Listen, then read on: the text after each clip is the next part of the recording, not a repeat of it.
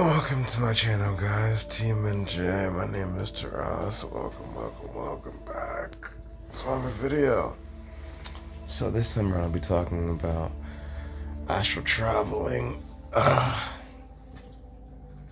Alright. Now, when it comes down to astral traveling, this would have been a raw experience, but sadly it is not. Sadly. Because yesterday I was trying to make the video and I'd work, so I was like, fuck. But today I have so much time that I can do a lot of things. But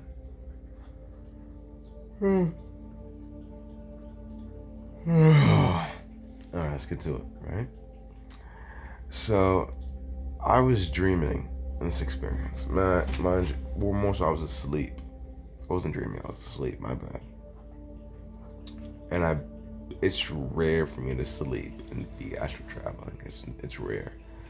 I had just gotten out of meditation night, and that just started. I got out of meditation, and then I woke up at like 6:17 a.m. and then or 6:41, one of the two, 6:17 or 6:41, and then I got up and then I blew out my candle that I had on, and I went to sleep, and then I astral traveled, and I was like, okay, interesting.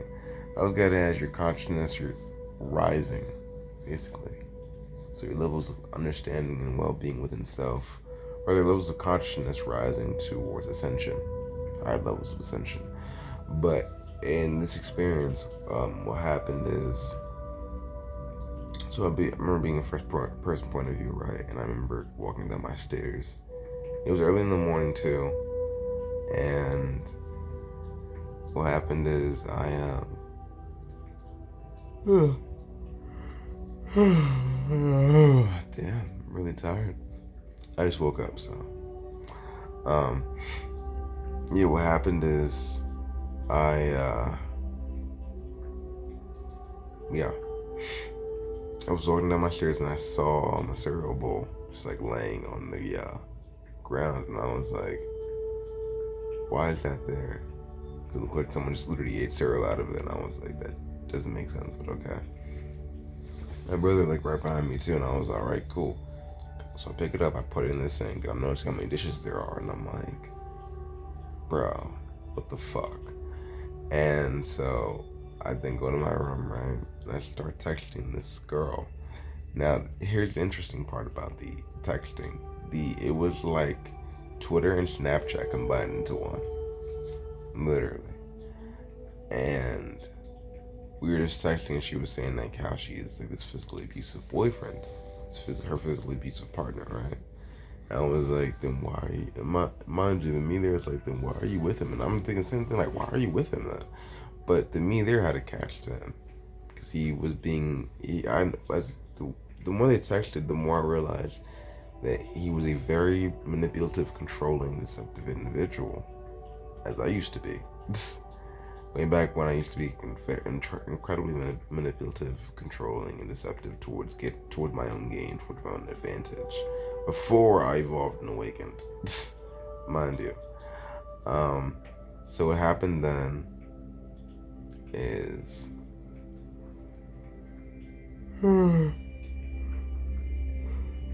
she was, I'm so sorry.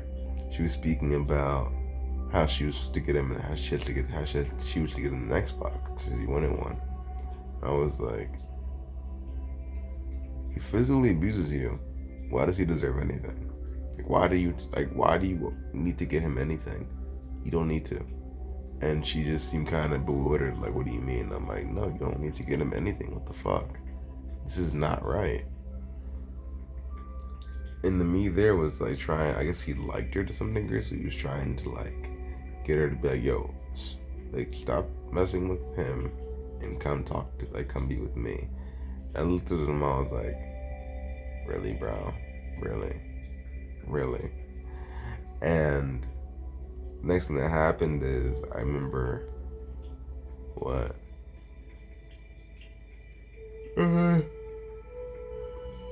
I yawned so much, I'm so sorry. Next thing that happened is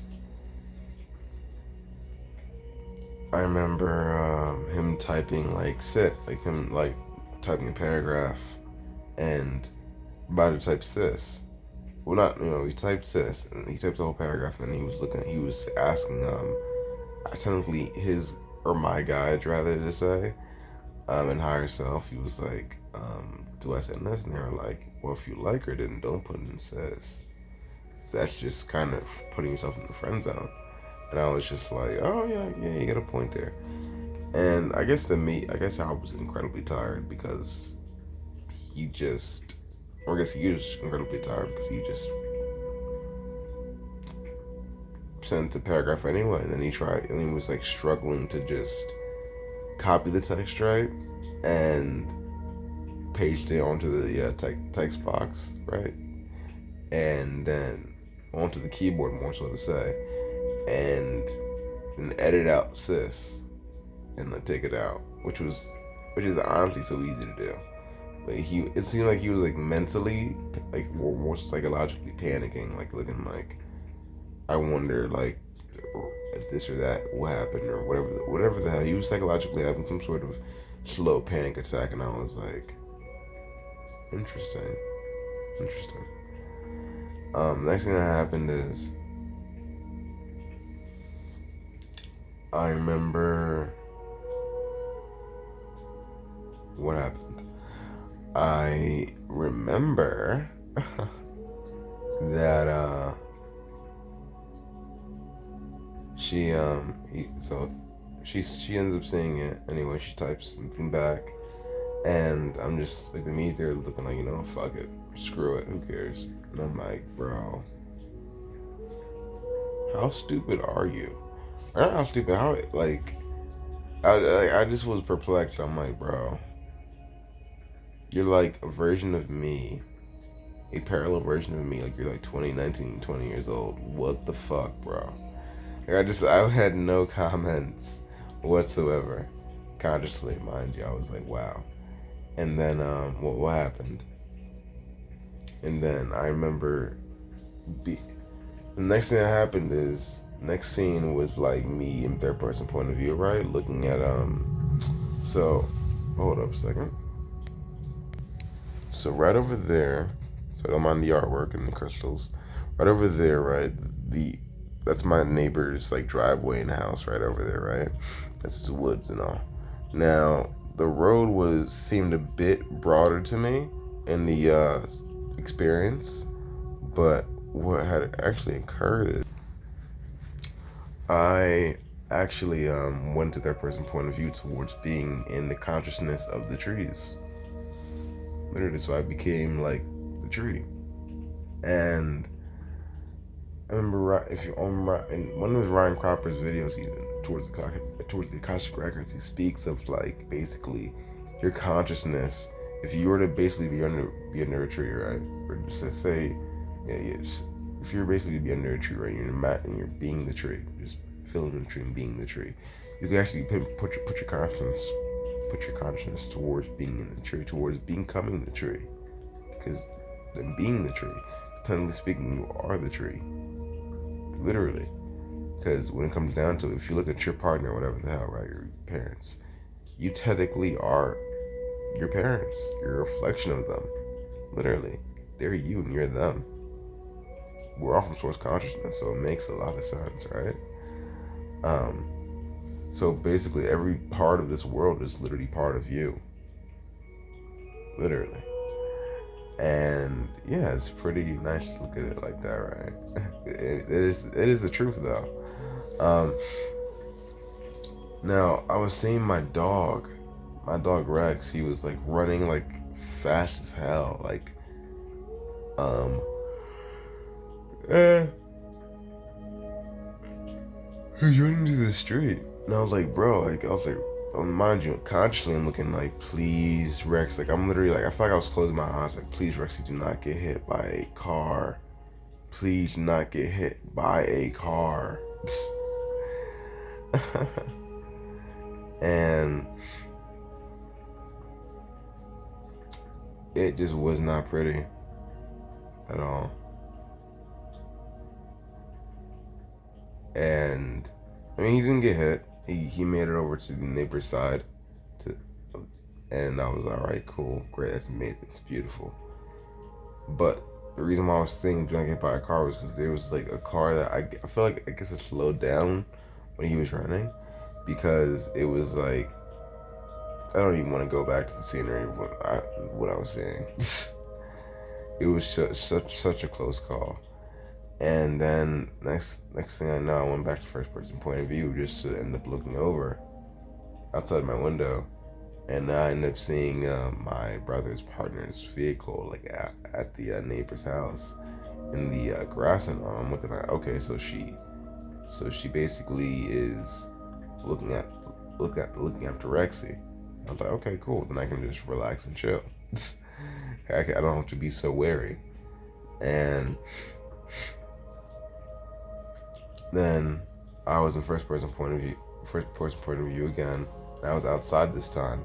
Now, what happened actually this time, not being outside, is this girl from my school was there, and my family was there too, and it was like sunny out, mind you, and she had this red vehicle, and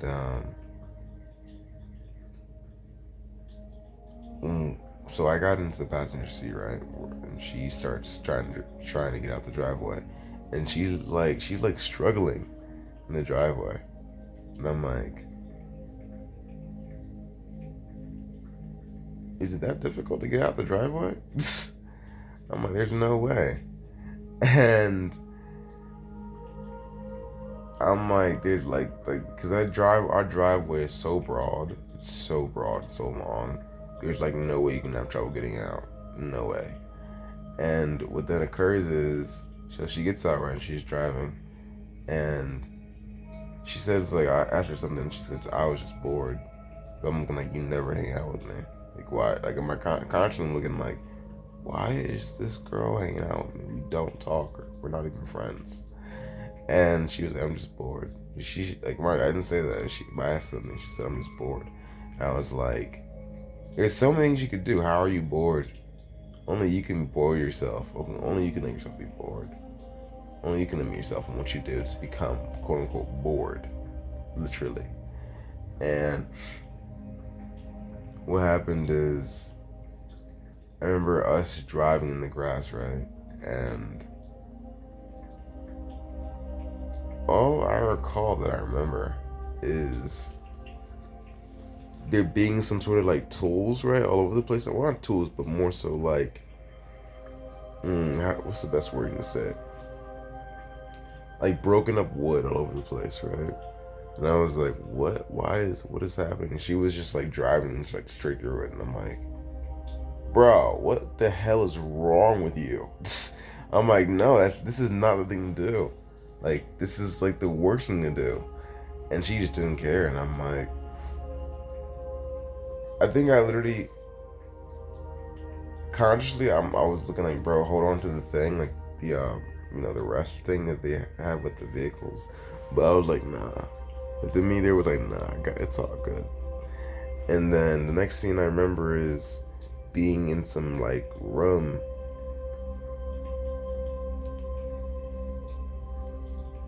and was a certain amount of individuals, mind you. And I remember talking to them, and I was explaining to them why like wars don't happen, and that death doesn't need to occur to begin with. Like the concept of killing each other shouldn't be a concept. And someone was asking me, like, what do you mean? I was saying, like, hey, when it comes down to it, it's all towards population control, which is the truth. And I was just saying, like, hey, like, it's population control. Like, you don't need to kill people. Like, people in the military die. People die every day, quote unquote, for no reason. It doesn't need to happen. But it's all population control, and just a lot of corruption and bullshit. And I was just really preaching it to these individuals, especially the girl too, who was with me. And it was like they were all listening, like, interesting. I was like, yeah, man, like, come on now. But then I woke up, and I was like, all right. It was quite fascinating, honestly speaking. But that was my astral traveling experience, and I just had another one too, literally. So with that being said, I love you guys. I'll get back to you guys with another experience soon.